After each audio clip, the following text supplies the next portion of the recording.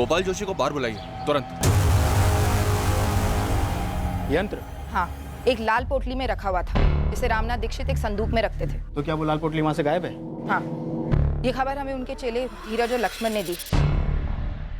तो हम जानना चाहते हैं कि वो दोनों वाकई सच बोल भी रहे हैं या नहीं। ओके मैडम, मैं पता लगाता हूँ, क्योंकि काफ़ी लोग दूर दराज से भी रामनाथ दीक्षित यहाँ आते थे। कोई ना कोई इस पर रोशनी जरूर डालेगा।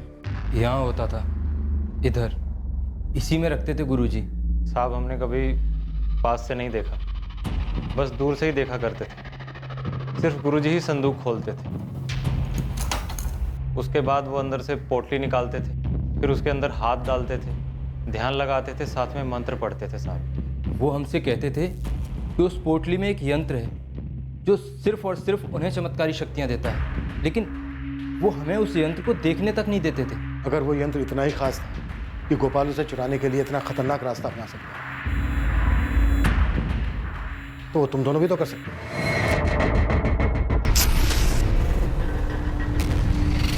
हम शिष्य थे गुरुजी के। वो तो गोपाल भी था। साहब वो यंत्र हमारे किसी काम का ना होता। अभी तो हमने विद्या पूरी सीखी भी नहीं थी, अभी तो पूरा ज्ञान आना बाकी था साहब। और साहब, उस यंत्र के लिए ज्योतिष विद्या का पूरा ज्ञान होना ज़रूरी होता है। सर, मैं अपने गुरुजी और उनके परिवार के साथ ऐसा करने के बारे में सपने में भी नहीं सोच सकता। अब मुझे नाम बताइए उसका, जिसने मेरा नाम घसीटकर इतनी घिनौनी हरकत का इल्ज़ाम मेरे सर डालने का प्रयास किया। गोपाल, तू तो तांत्रिक है ना, तू खुद पता नहीं कर सकता क्या अपनी शक्तियों के साथ? वैसे अब तो भीड़ बढ़ गई होगी ना तेरे पास, वो लाल पोटली मिलने के बाद। भीड़ बढ़ गई होगी? लाल पोटली? कौन सी लाल पोटली सर? क्या बात कर रहे हैं आप? हमारे पास इस बात के पक्के सबूत हैं कि तुम उस यंत्र के पीछे पड़े थे गोपाल। ये क्या बात कर रहे हैं सर? मतलब मैं क्या करता उसका? और मुझे तो पता भी नहीं कि आप जिस यंत्र की बात कर रहे हैं वो दिखता कैसा है। लाल पोटली तो देखी होगी, जिसमें हाथ डाल के रामनाथ ध्यान लगाता था। मैं स्वीकार करता हूँ कि मैंने वो पोटली देखी थी जब मैं गुरुजी के यहाँ शिष्य हुआ करता था, लेकिन गुरुजी ने स्पष्ट रूप से मुझे बताया था कि ये यंत्र सिर्फ उनके उपयोग के लिए। जंगल में कड़ी तपस्या करने के बाद उन्हें ये यंत्र प्राप्त हुआ था। सर, मुझ पे उंगली उठाने वाले वो लक्ष्मण और धीरज है ना, मैं बता सकता हूँ, पर मेरी बात भी तो सुनिए कि मुझ पर ये झूठा आरोप वो किसी और के कहने पे लगा रहे हैं। तुमने उनको ये सलाह दी थी ना कि संदूक में वो लाल पोटली नहीं है, ये बात वो हमसे ना बताए। झूठ, बिल्कुल झूठ। मैंने तो उनको बिल्कुल इसके विपरीत सलाह दी थी। तुम दोनों को तब के तब बता देना चाहिए था पुलिस को कि संदूक से लाल पोटली गायब है। तुम लोगों ने बताया क्यों नहीं अभी तक? गोपाल भाई, हमें लगा ही नहीं कि गुरुजी और उनके परिवार का कत्ल उस यंत्र की वजह से हो सकता है। अरे उससे तुम्हें क्या लक्ष्मण? तुम्हारा काम पुलिस की सहायता करना है। जाओ जाकर के पुलिस को सब कुछ बताओ, जाओ। सर, सीधी सी बात है, इन दोनों लड़कों को आनंद दीक्षित ने भेजा था आपके पास। तुम्हारे पास इस बात का कोई सबूत है गोपाल? सबूत की क्या आवश्यकता है सर? जाहिर सी बात है, आनंद और गुरुजी के बीच में पुश्तैनी घर को लेकर के विवाद था, और मुझसे भी, क्योंकि गुरुजी मुझसे सलाह मशवरा करते थे। इतना बड़ा नामचीन तांत्रिक अपने छोटे भाई के गलत इरादों को नहीं देख पाया। यही तो दुर्भाग्य है सर, अपनी शक्तियों से पूरी दुनिया की मदद करने, अपने खुद के पीठ पे छुरा भोगने वाले अपने भाई को नहीं पहचान पाए। अगर वो यंत्र गायब है तो वो आनंद के पास ही। क्या पुलिस को संदूक में से यंत्र मिला? आनंद को भी उस यंत्र के ताकत के बारे में जानकारी थी। अब 2 और 2 की कड़ी जोड़ कर देखिए। आनंद ने पहले उन 2 पाखंडी शिष्यों से ये कांड कराया, उसके बाद यंत्र को हासिल किया, उसके बाद उन दोनों को मेरे पास भेजा गायब यंत्र की जानकारी देने के लिए, और फिर मुझ पे इल्जाम लगाया। तभी मैं सोचूं कि ये दोनों मुझसे ऐसे मिलने क्यों आए।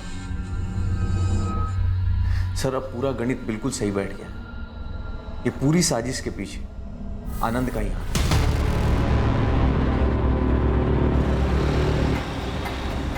मैडम, ये सूरज गुप्ता काफी डिंगे मार रहा है। ठीक से बताओ गुड्डी, क्या मतलब है तुम्हारा? कैसी डींगे? किशोर दीक्षित और उसके परिवार की ऐसी दर्दनाक मौत पर डिंगे। देखो यार, वो कहते हैं ना कि जैसी करनी वैसी भरनी। अब तुम जानते हो श्रेया तो मेरी गर्लफ्रेंड थी, लेकिन किशोर गलत था। मैंने उसको बोला था कि पीछे हट जा, नहीं हटा, और साले ने मुझ पर हाथ उठाया। हुआ क्या, इस दुनिया से ही हट गया। हिसाब किताब एकदम बराबर हो गया। गुरदीप, तुम्हें लगता है इस सूरज और उसके कॉर्पोरेटर बाप ने मिलकर ही हिसाब किताब पूरा किया होगा? मैडम, कॉर्पोरेटर धर्मेंद्र गुप्ता या फिर उसका बेटा सूरज गुप्ता खुद ये कांड करते ना तो शेख चिल्ली वाला मामला होता, मतलब खुद के ही पैर काट डालते। तो इन दोनों ने नहीं किया? मेरे हिसाब से तो बिल्कुल भी नहीं। हाँ, सुपारी वाला मामला हो सकता है। उस पर कोई खबर? यहाँ मझौली में तो कोई नहीं हो सकता। जबलपुर तक की सुपारी मार्केट छान मारी, अभी तक किसी गिरोह का नाम नहीं आया।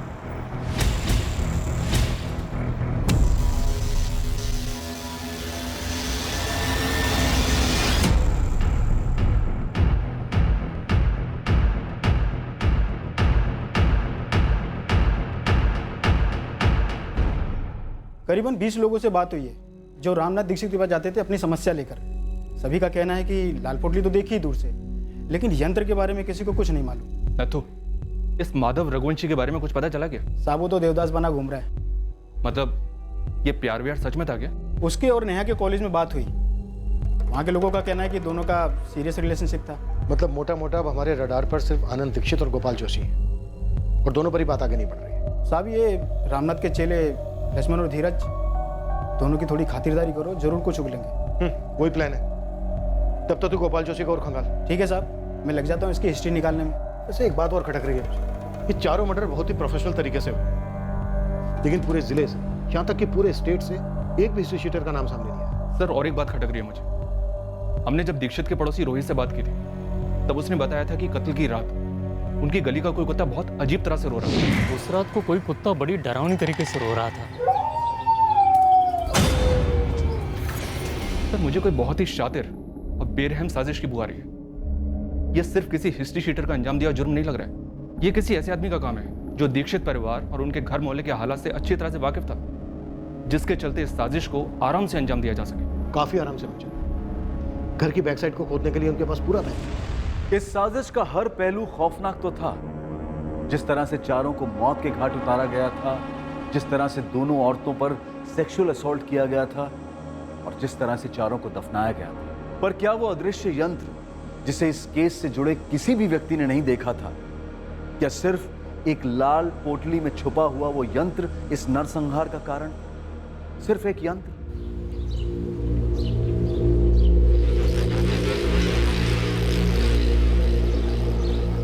देखिए, लक्ष्मण और धीरज खुद से मुझ पे उंगली नहीं उठाते। कोई है जो उनके कंधे से मुझ पे निशाना साध रहा है। एक बार आप पता तो कीजिए। जी ठीक ठीक।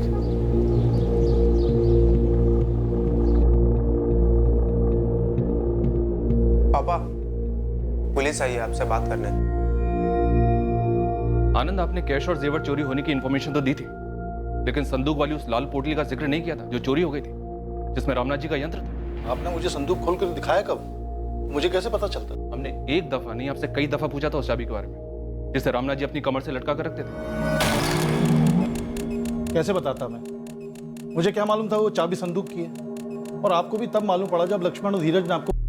ऐसे दो लोग जो घर के चप्पे चप्पे से वाकिफ थे, रामनाथ दीक्षित के परिवार की दिनचर्या से वाकिफ थे। बोलो, कैसे अंजाम दिया इस कांड को? क्या क्या किया, कैसे किया? हम और क्या बताएंगे, हम उनके शिष्य थे, गुरु थे वो हमारे। साहब, हमारी सिर्फ इतनी गलती है कि हमने लाल पोटली वाली बात आप लोगों को नहीं बताई। इसके अलावा हमें कुछ नहीं मालूम ये सब किसने किया है। वो आदमी कौन है जिसने तुमसे कहा गोपाल जोशी पर उंगली उठाने के लिए?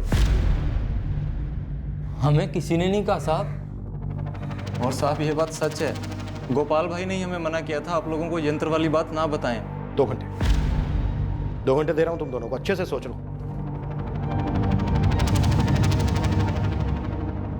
क्या सर, कुछ भी बोल रहे हैं आप? मैं समझ रहा हूं आपका गेम। आप तुक्का लगा रहे हैं मुझसे कुछ भी बुलवाने के लिए। कोई तुक्का नहीं लगा रहे।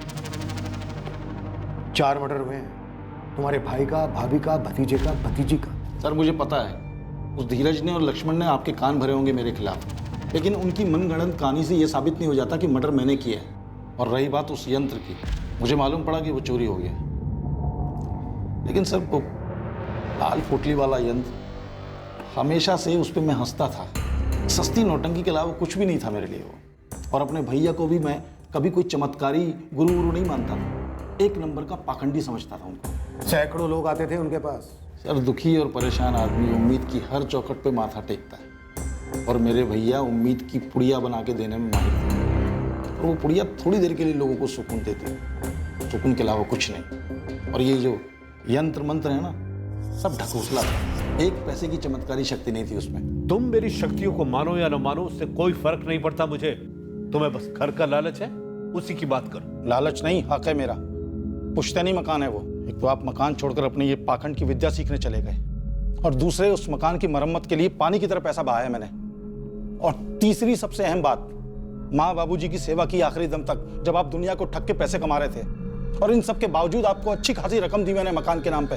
और अब जो आप मांग रहे हैं ना, वो लूट है। और आप लूट में माहिर हो चुके हैं अपनी यंत्र मंत्र की विद्या से। आज 30 लाख कीमत है उस घर की, मैं तुमसे 15 मांग रहा हूं, आधा। तुम बाकी के 7 लाख दो, मैं आंख मूंद कर कागजात पे दस्तखत करता हूं। रही बात यंत्र तंत्र की, वो मेरा पेशा है, उससे तुम्हारा कोई ताल्लुक नहीं। मानता हूं ताल्लुक नहीं था मेरा, और ये भी मानता हूं कि कानूनी तौर पे 7 लाख रुपए देने थे मुझे पुश्तैनी मकान के लिए, और जो मैंने इकट्ठे भी किए अपनी छोटी सी दुकान चलाकर, मेहनत की कमाई से, कोई यंत्र वाली ठगी से नहीं। पर वो यंत्र था क्या? सर बोल तो रहा हूं, उस लाल पोटली में लिपटी हुई ठगी थी, बकवास था, जिसके जरिए भैया लोगों को बेवकूफ बनाते थे, ढेर सारे पैसे कमाते थे। आनंद, लेकिन ये नामुमकिन है कि तुम्हें पता ही नहीं था कि उस संदूक के अंदर वो लाल पोटली है, और रामनाथ जी की कमर से बंधी चाबी से वो संदूक खुलता है। आनंद, यंत्र चुराने वाले ने रामनाथ दीक्षित की कमर पर बंधी चाबी से वो संदूक खोला, यंत्र बाहर निकाला, वापस उस संदूक को ताला लगाया, और वापस वो चाबी रामनाथ की कमर पर बांध दी। सर आप तहकीकात करने वाले एक पेशेवर हैं, आप लोगों के बयान से सच्चाई जान लेते हैं। मुद्दे से मत। मुद्दा वही है सर, इन पेशेवर भविष्यवक्ताओं का खेल भी वही है। ये लोगों से पूछताछ करते समय अंदाजा लगा लेते हैं कि सामने वाले की कमजोरी क्या है। जबान तो पहले ही मीठी होती है उनकी, ले लेते हैं लपेटे में। और रामनाथ भैया तो इस आंखों में धूल झोंकने वाली कला के माहिर हो गए थे। रामनाथ दीक्षित और उसके पूरे परिवार का कत्ल किया गया है। उनकी पत्नी और बेटी की लाशों के साथ घिनौनी हरकत हुई है। अब तुम चुपचाप ये बताओ, इस कांड को कैसे अंजाम दिया? मैंने नहीं किया सर। किन चीजों का सहारा लिया आनंद? और कुत्ते के रोने की आवाज किसने निकाली? धीरज और लक्ष्मण ने? लक्ष्मण, धीरज, हमें अच्छे से पता है उस रात को जो कुत्ते के रोने की आवाज थी वो असली नहीं थी। तुम दोनों ने वो आवाजें निकाली थी। तुम्हारे गुरु रामनाथ दीक्षित कुत्ते के रोने का अपशकुन मानते थे, इसलिए कुत्ते को भगाने के लिए उन्हें घर से बाहर आने के लिए मजबूर होना ही था।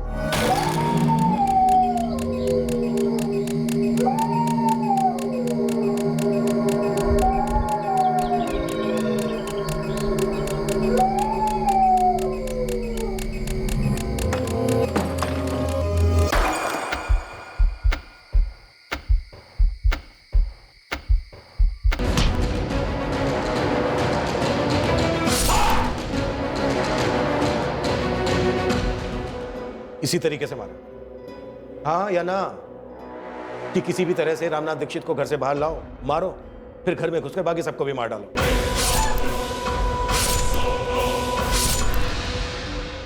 रात में कुत्ते के रोने को अपशकुन माना जाता है। तुम्हें पता था? कुत्ते को चुप कराने के लिए रामनाथ बाहर आएगा ही आएगा। यकीन नहीं होता सर कि आप जैसा पुलिस अफसर एक अंधश्रद्धा को अपनी तहकीकात का आधार बनाएगा। खैर, अब मुद्दे से भटकना बंद करें और उन दोनों को बुलाएं, नालायकों को, लक्ष्मण और धीरज को, और मेरे मुंह पे कहलवाएं कि मर्डर मैंने करवाया है। जब जरूरत पड़ेगी तब करेंगे। जरूरत होगी तो भी नहीं करवा पाएंगे आप, क्योंकि ये सब झूठ है। और इस कांड के पीछे अगर मैं होता भी तो इतना मूर्ख नहीं हूं कि उन्हीं दोनों को चुनूंगा जिनको आपके शक के दायरे में आना ही आना था। तो फिर किन्हें चुना? किससे करवाया? कौन सा गिरोह? गिरोह तो मेरे भैया चला रहे थे, अंधश्रद्धा का गिरोह। और हम दोनों भाइयों के बीच में पुश्तैनी मकान को लेके मसला था। कोई नफरत नहीं थी कि मैं उनका मर्डर करवाता। आप ऐसे आदमी को ढूंढिए जिसे मेरे भैया से इतनी नफरत हो कि मेरी भाभी और भतीजी। आप जितनी मर्जी पूछताछ कर लीजिए सर, लेकिन मैं वो आदमी नहीं हूं जो इतनी घिनौनी हरकत करता, और वो भी अपने भाई के साथ। हर मर्डर केस में क्रिमिनल अपने पीछे कोई ना कोई सुराग छोड़ ही जाता है मंचल। इस केस में 4 मर्डर हुए, 2 सेक्सुअल असॉल्ट हुए, लेकिन क्रिमिनल ने एक भी ऐसा निशान नहीं छोड़ा जिसके बलबूते हम किसी नतीजे पर पहुंच सके। सर, सारे एंगल्स इस वक्त पर्सनल हैं, और रहस्यमय लाल पोटली में लिपटा हुआ वो जादू यंत्र, लेकिन इनमें से कोई भी एंगल कोई स्ट्रॉन्ग रीजन नहीं दे रहा। इस केस में एक बात और गौर करने वाली है मनचंदा, सेक्सुअल असॉल्ट बहुत ही विकृत तरीके से हुआ, लाशों के साथ रेप किया गया, लेकिन क्रिमिनल ने वहां भी कोई अपना निशान नहीं छोड़ा। वेजाइनल स्वैब्स में कोई सीमेन के स्टेन्स नहीं मिले हैं। मतलब मुजरिम ने या मुजरिमों ने कॉन्डोम यूज किए होंगे। प्राइवेट पार्ट्स पर जख्म तो हैं, तो यस कॉन्डोम्स यूज किए होंगे। और डॉक्टर रेप कत्ल होने के बाद हुए? हाँ, इस हद तक विकृति।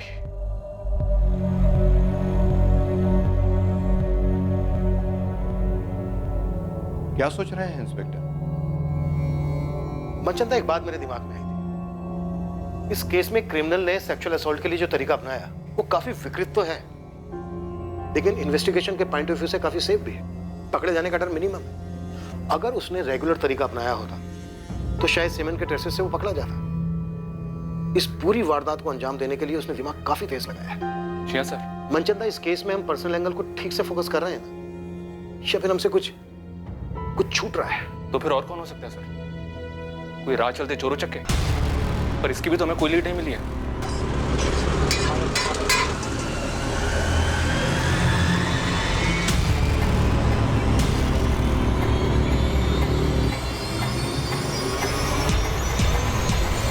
मनचंदा, अलमारी खुली मिली हमें। लॉकर से कैश, जेवर सब लुटे गए। सर, अगर ये लोग आम चोर लुटेरे होते तो लूटपाट करके भाग खड़े होते। घर के पीछे जाकर कब्र क्यों खोदते? मेरा मतलब सर, इतनी मेहनत, इतना रिस्क क्यों उठाते? और सर, वो कुत्ते का रोना। अगर ये आम चोर डकैतों का गिरोह होता तो सर इतनी बारीकी से रामनाथ की कमर से वो चाबी निकालकर, उस संदूक से उस पोटली को निकालकर वापस चाबी को रामनाथ की कमर में लगा देते। इतनी बारीकी, मतलब सर कोई लॉजिक नहीं बनता। मनचंदा, वो लाल रंग की पोटली हमारे दिमाग में इसलिए बैठी हुई है क्योंकि धीरज और लक्ष्मण ने देखा कि वो संदूक में नहीं है। हो सकता है लुटेरों ने उसको छुआई ना हो, रामनाथ ने पहले से उसको निकाल के कहीं और रख दिया हो, या फिर किसी को दे दिया हो। सर मुश्किल लगता है, और अगर ऐसा हुआ भी हो तो बाकी बातें एड ऑन नहीं होती हैं। सर मुझे लगता है कि आम चोरी के दौरान हुए मर्डर का केस है ही नहीं। रेगुलर हिस्ट्री शीटर्स नहीं थे वो लोग। सर, इस गोपाल जोशी की पूरी कुंडली निकाली है। ऐसी कोई लीड जो उसे इस जुर्म से जोड़ सके? इस वक्त कुछ कहना मुश्किल है सर, लेकिन उसकी कुंडली में काफी उतार चढ़ाव है, स्पेशली पिछले 4 सालों। 4 साल पहले तक वो जबलपुर के बाहर एक फैक्ट्री में कारीगर था।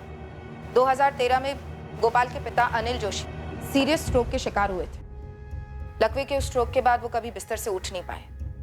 उसी महीने में गोपाल की फैक्ट्री में कटौती की वजह से गोपाल को नौकरी से हटा दिया गया। 2 दुर्घटनाएं एक साथ होने पर हताश होकर गोपाल रामनाथ जी के दरवाजे पर जा पहुंचा। उसे अपने बुरे वक्त को समझना था, आगे का रास्ता जानना था।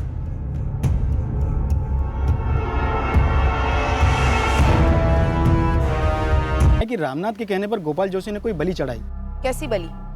नर बलि? नहीं, चौकी अहमद, किसी जानवर की बलि चढ़ाई।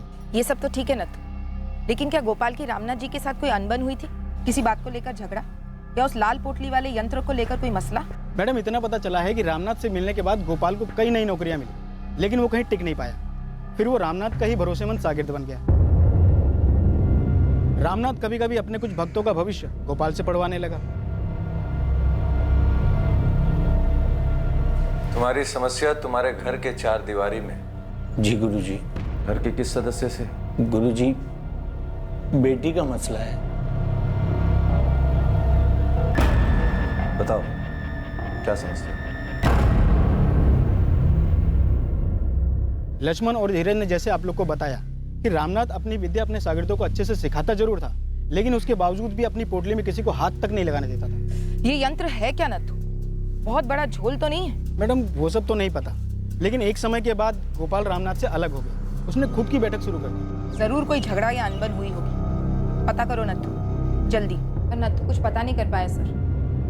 रामनाथ के काफी भक्त गोपाल जोशी के पास जाने लगे होंगे। बिजनेस कम हुआ होगा रामनाथ का, जलन हुई होगी। लेकिन सर, अगर जलन रामनाथ की तरफ से थी तो वो खुद क्यों मारा गया, और उसका पूरा परिवार भी?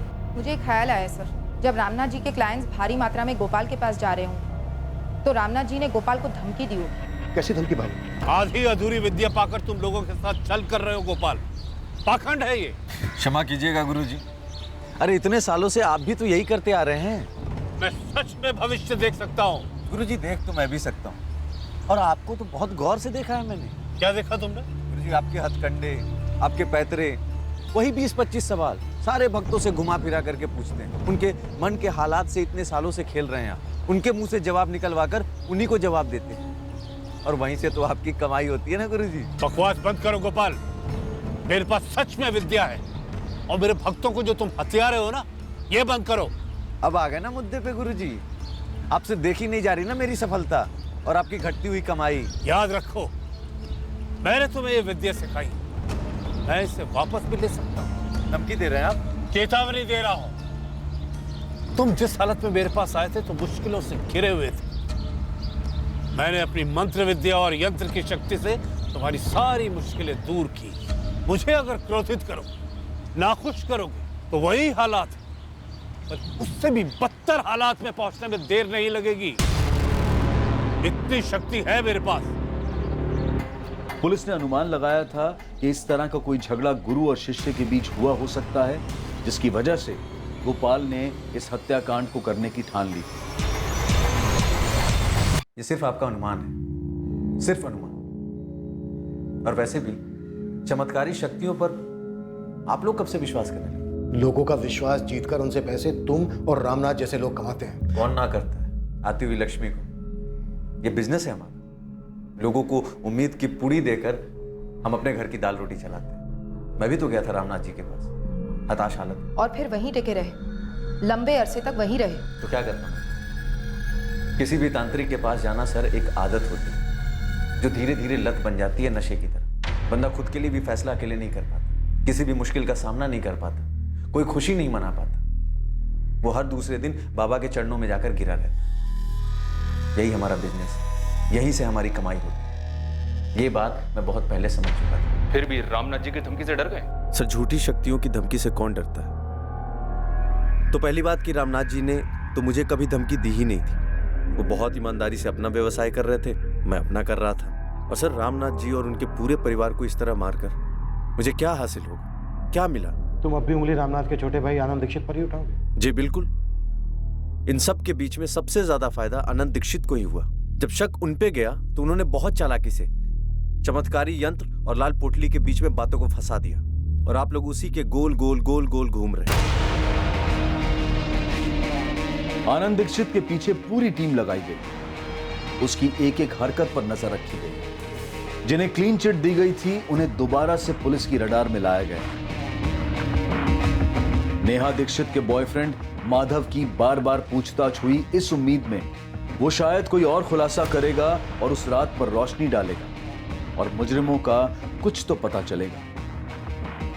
लक्ष्मण और धीरज, रामनाथ दीक्षित के दोनों स्टूडेंट्स पर कड़ी नजर रखी गई। टीम सिर्फ इसका इंतजार कर रही थी कि कब इनमें से कोई फिसले और इस केस की कोई तगड़ी लीड मिले। क्राइम सीन का भी बार बार री एग्जामिनेशन हुआ। सब कुछ इस एक उम्मीद से किया जा रहा था कि मुजरिम की तरफ कोई तो इशारा हो। साहब, जब से मैं खबरी बनाऊं, मैंने आज तक इतने हिस्ट्री सीटर से बात नहीं की होगी जितना इस केस में कर ली। मैं लगभग दावे के साथ कह सकता हूं, ये काम किसी हिस्ट्री सीटर का तो नहीं है। तो फिर कौन हो सकता है? अगर ये रामनाथ दीक्षित के शागिर्दों में से कोई नहीं है, इसमें कोई हिस्ट्री शीटर इन्वॉल्व नहीं है, तो फिर वो कौन हो सकता है जो एक रात आया, घर में चोरी की, 4 मर्डर किए, 2 सेक्सुअल असॉल्ट किए, फिर लाशों को घर के बैक साइड में दफना कर बिना कोई सबूत छोड़े चला गया? कैसे मुमकिन है? सर, शायद ये मर्डर्स किसी पर्सनल एंगल की वजह से ना हुए और ना ही किसी राह चलते क्रिमिनल ने किए हों। भाविका, तो और क्या रीजन हो सकता है? अंधेरे में तीर चला रही हूँ सर, लेकिन ये किसी नाखुश कस्टमर का एंगल भी तो हो सकता है। तुम्हारा मतलब है रामनाथ दीक्षित का कोई भक्त, कोई ग्राहक जिसे एक्स होने की सलाह दी गई और हुआ वाई? Yes sir. या फिर बोला कुछ 1 महीने में ठीक हो जाएगा और लग गया 1 साल। एक अरसे से पूरा समय ही चल रहा है, ये दशा कब तक चलेगी? सिर्फ 3 हफ्ते। भविष्यवाणी सही नहीं निकली और बंदे का खून खौल गया। अपनी सारी मुश्किलों का कारण वो रामनाथ जी को समझ बैठा और गुस्से में आकर कर गया कांड। और सर, आपको जैसे लग रहा था कुत्ते का रोना कारण हुआ होगा जिसकी वजह से रामनाथ जी अपने घर से बाहर निकले होंगे, मुझे भी बार बार वही सही लग रहा है।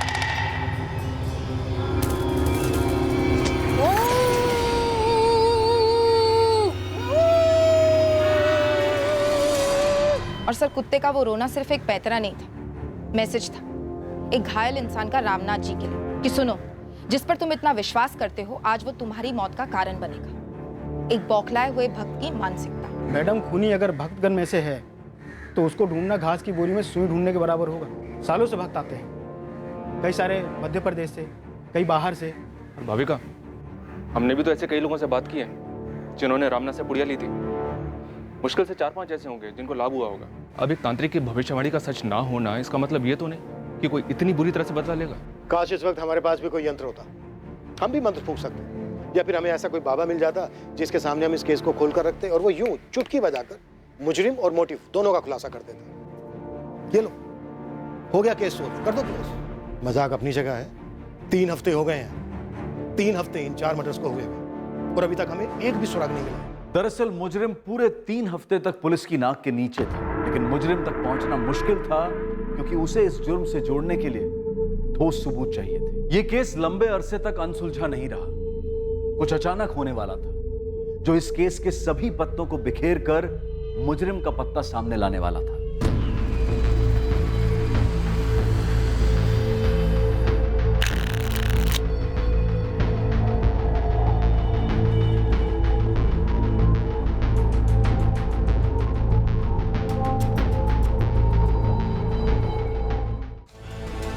नथु, चाय तो चढ़ाओ, खबर है। चाय और ये टाइम?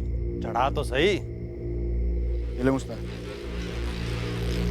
चाय कड़क पिला रहा हूँ तो खबर भी कड़क होनी चाहिए।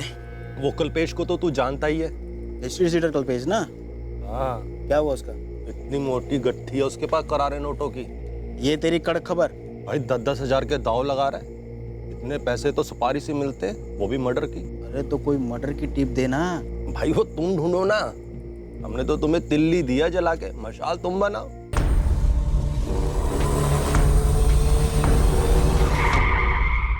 सब क्या कर रहे हो साहब? गाले क्या कर साहब?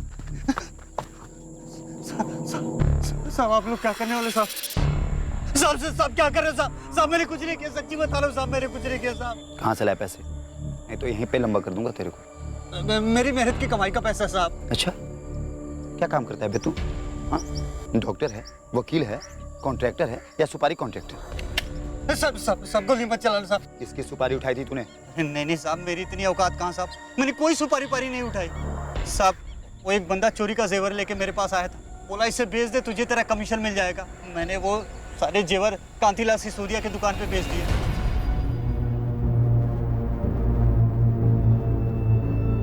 5 लाख का माल था साहब, कांतीलाल सिसोदिया ने मुझे 4.25 दिए, मैंने उसमें से 50 रखा, बाकी सामने वाली पार्टी को 3.75 दे दिए। पूरी ईमानदारी का सौदा था साहब, मैंने कोई सुपारी पारी नहीं उठाई साहब, और नहीं कोई लूटपाट किया। पार्टी का नाम बता। छोड़ो ना साहब, साहब आप एक काम करो, मेरे 50 में से 10 रख लो। साहब अभी ये किसने दिया, किधर से आए, सब जाने दो ना साहब, इसको इधर ही रफा दफा कर देते हैं साहब। मैं तो इस सबको पिघला देता हूँ साहब, आप अपना शेयर बोलो ना साहब। रामनाथ दीक्षित, सुना ही है ना? क्या फर्क पड़ता है साहब, जाने दो ना हम लोगों को। ये तो वही है ना जिसका मर्डर हुआ था, बेटा बेटी बीवी सब साफ, चोरी वाला तांत्रिक, राइट? साहब आप तो मेरे को जानते हो साहब, मेरा इससे कोई लेना देना नहीं है साहब, ये सब आप रख लो साहब। ये कल्पेश को अंदर डालो। अरे क्या अंदर डालो साहब, मेरा इस हत्या से कोई लेना देना नहीं है। तो उसका नाम बता जिसका वास्ता है।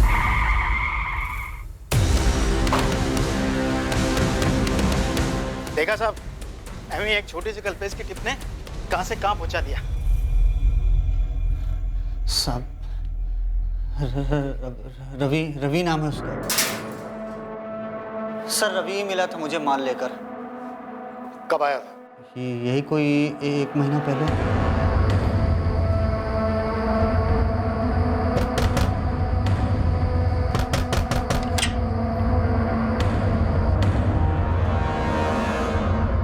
ये देख, ये बेच ले। इतना माल आया कहाँ से? तुझे उससे क्या? कम से कम 7-8 लाख के तो होंगे। अबे नहीं बे, 7-8 लाख के नहीं है। फिर कितने के होंगे? अब यार ये तो जौहरी ही बताएगा ना, जितनी कीमत होती है उससे कम ही मिलता है। इनका हिसाब किताब तो तुझे पता ही है, पर भाई जो भी कीमत लगे मेरा कमीशन फिक्स्ड है 50। ठीक है तो डील तो करा दे, अपना कमीशन रख लेना, लेकिन हाँ मेरी हरी झंडी मिलने के बाद ही माल निकालना। रवि को मैं काफ़ी सालों से जानता हूँ, उसे पता कि मैं चोरी का सामान बेचता हूँ, इसलिए वो माल लेकर मेरे पास आया था। ये रवि है कौन? किसी गिरोह का है? नहीं साहब, वैसे तो ये सीधे काम में है, ऑमलेट और पराठे का ठेला लगाता है मझोली में। 1 हफ्ते पहले फ़ोन आया था उसका मेरे पास। हाँ कल्पेश, माल भेज दे तुरंत। अरे हरी झंडी है। हाँ हो जाएगा। आया, पर तूने बताया नहीं कि माल किधर से आया, कहाँ से आया। अरे तुझे क्यों जानना है? तू माल बेच, अपना कमीशन रखो और खुश रहे। जुल्म में अपना दिमाग लगा रहा है। तेरे रवि मझोली में कब और कहाँ ठेला लगाता है? साहब ये शाम 5 बजे से लेकर रात के 2 बजे तक हाईवे के पास सर्विस रोड पर।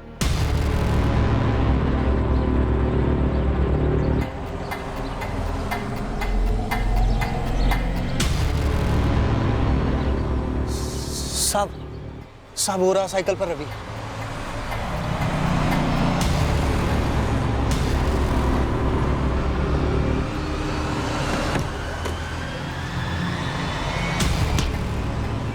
रामनाथ दीक्षित, नाम तो सुना ही होगा।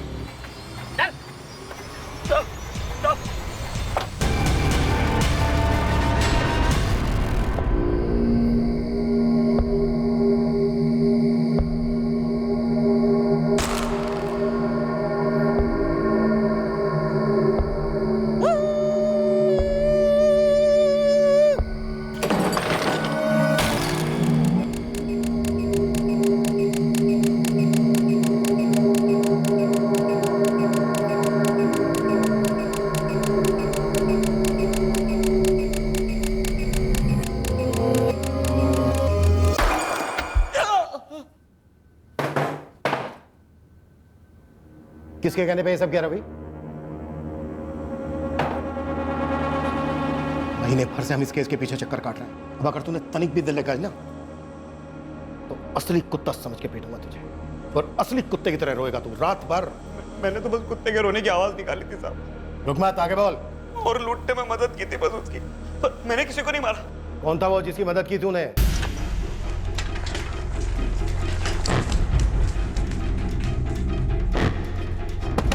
धीरज, धीरज, पुलिस को वो बंदा मिल गया है जिसने गुरुजी के जेवर बेचे।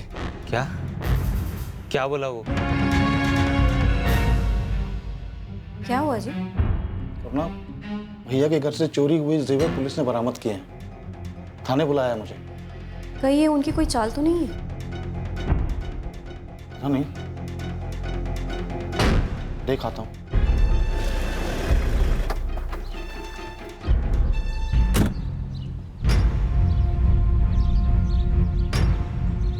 गोपाल, गोपाल जोशी। जी इंस्पेक्टर। मुजरिम पकड़ लिया हमने। कौन है? बताते हैं, चलो हमारे साथ। बताइए ना सर, किसे पकड़ा है आप लोगों ने? एक क्रिमिनल है, हिस्ट्री शीटर। कौन है ये?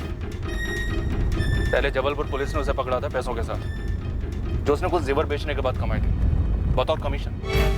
अच्छा, फिर जेवर बरामद हुए और उन जेवर में से चांदी के एक गिलास पर रामनाथ दीक्षित का नाम लिखा हुआ था। फिर ये कल्पेश मझौली में एक बंदे से मिला जिसने कल्पेश को वो जेवर दिए थे बेचने के लिए।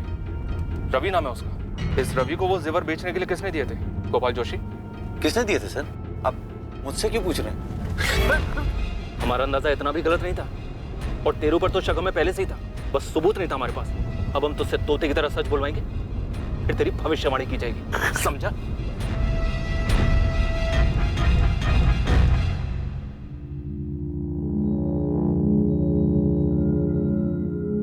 नाम बोल रवि, नाम बोल।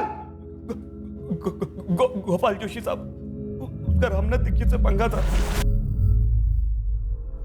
चल गोपाल, अब जल्दी से शुरू हो जाए। शुरू करते अपनी बात। अब अगर तूने 1 मिनट भी देर लगाई तो बहुत तरीके हैं हमारे पास मुंह खुलवाने के। एक से बढ़कर एक यंत्र है हमारे पास।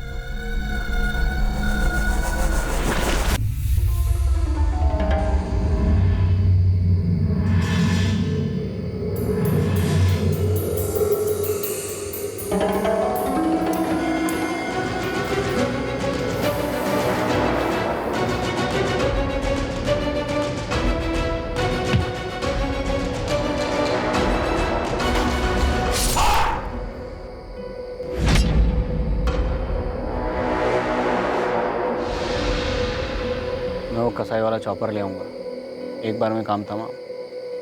कल रात ही करना हो, और कल पूर्णमासी भी है।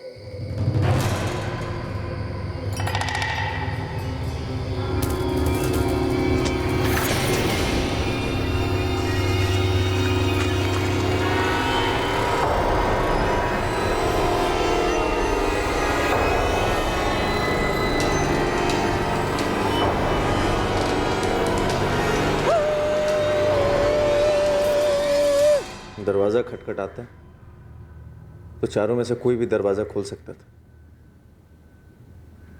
लेकिन मुझे यकीन था कि कुत्ते की रोने की आवाज़ सुनकर गुरुजी ही दरवाज़ा खोलेंगे। उन्हें लगता कि कोई अपशगुन होने वाला। जो भी सामने आया सबको मार दिया। हाँ, क्योंकि कोई बचता तो वो भागता, शोर मचाता, लोग इकट्ठे हो जाते। मतलब पूरी फैमिली का सफाई करना है, ये पहले से तय था?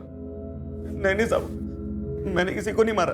मैंने तो बस चोरी में मदद की थी और लाशों को दफनाने में। गायत्री दीक्षित और नेहा दीक्षित की लाशों के साथ जो किया, वो किसने किया? बोल गोपाल, सुन रहा हूं मैं, बोल। गोपाल भाई, ये लड़की आपकी, वो औरत मेरी, बाद में एक्सचेंज, ठीक है? एक सेकंड रुक, ये ले, कोई निशान मत छोड़।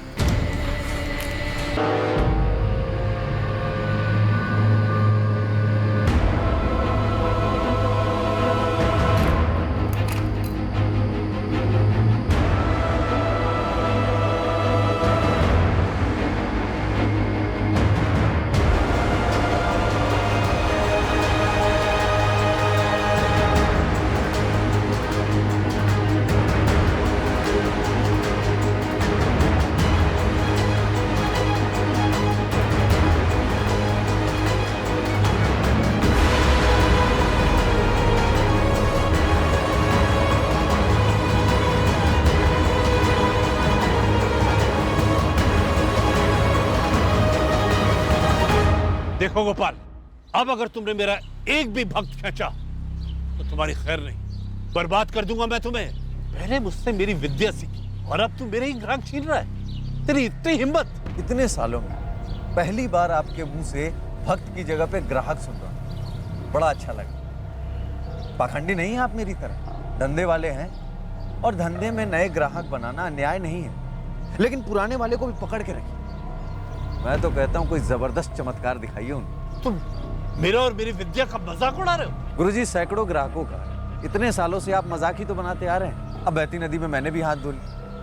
अब गुरुजी, इसमें बुरा मानने वाली कोई बात है नहीं। विनाश काले विपरीत बुद्धि, तुम्हें अंदाजा नहीं है गोपाल, तुमने मेरे साथ अन्याय और फिर मेरा अपमान करके क्या मोल ले लिया।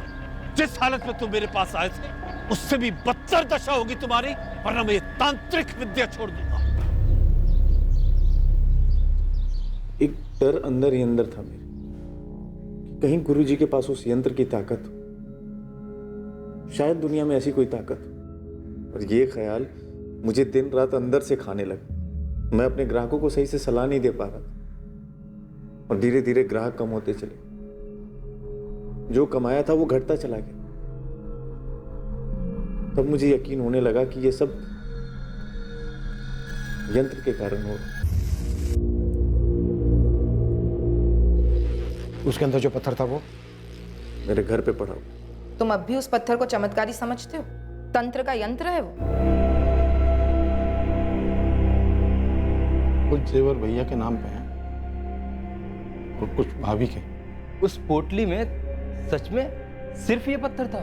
हाँ, सिर्फ पत्थर, और तुम लोगों के लिए यंत्र। मुझे इसके बारे में कभी कुछ पता नहीं था, लेकिन इतना मालूम था कि जो भी ये बकवास है।